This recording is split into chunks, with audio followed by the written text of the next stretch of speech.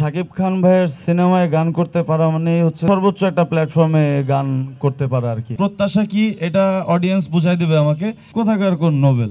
তো তার personal life নিয়ে কে জানতে চায়।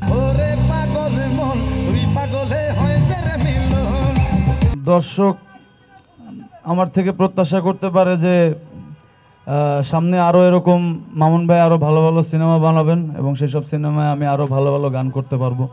দর্শক এটাই আমার কাছ থেকে এক্সপেক্ট করতে পারে। সাথে মামুন ভাইকেও জড়াই নিলাম।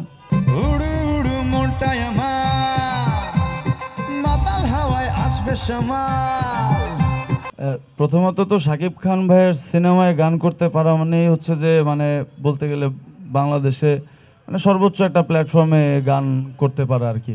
আর তার পাশাপাশি এই সিনেমাটা আসলে মানে শুধুমাত্র বাংলা ভাষায় রিলিজ হওয়া ছাড়াও আরও অনেকগুলো ভাষায় রিলিজ হচ্ছে, অনেকগুলো দেশে রিলিজ হচ্ছে। সো এত বড় মাপের একটা এত বড় স্কেলের একটা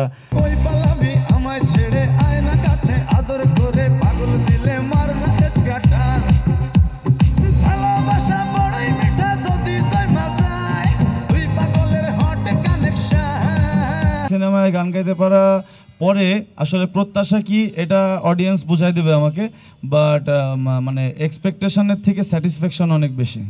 থ্যাংক ইউ। অলরেডি গানটা গাইতে পেরেই আমি অনেক স্যাটিসফাইড। বাকিটা আপনারা বুঝাই দেন আপনাদের রেসপন্সে।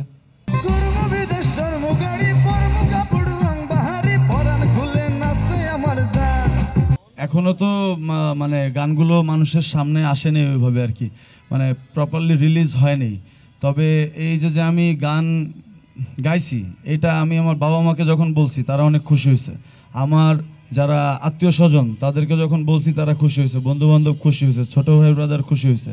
সো কথা হইতেছে যে যারা আমাকে ভালোবাসে তারা কিন্তু সবাই খুশি হয়েছে। তো সেই ক্ষেত্রে আমি মনে করি কি যে আমার সমস্ত অডিয়েন্সরা এই মুহূর্তে বা যারা আমার শ্রোতা আগে পরে ছিলেন, আছেন বা থাকবেন, সবারই খুশি হওয়ার কথা।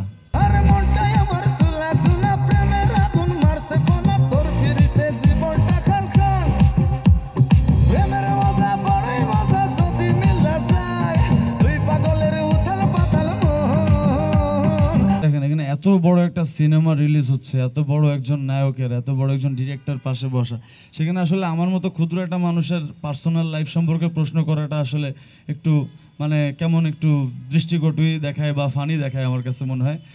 সরি যদি আমি আপনাকে অফেন্ড করে থাকি, বাট আমার কাছে এটাই মনে হয়। কারণ এখানে দরদ, এখানে শাকিব খান, এখানে অনন্য মামুন, কোথাকার কোন নোবেল। তো তার পার্সোনাল লাইফ নিয়ে কে জানতে চায়? এটা জানতে চায় না।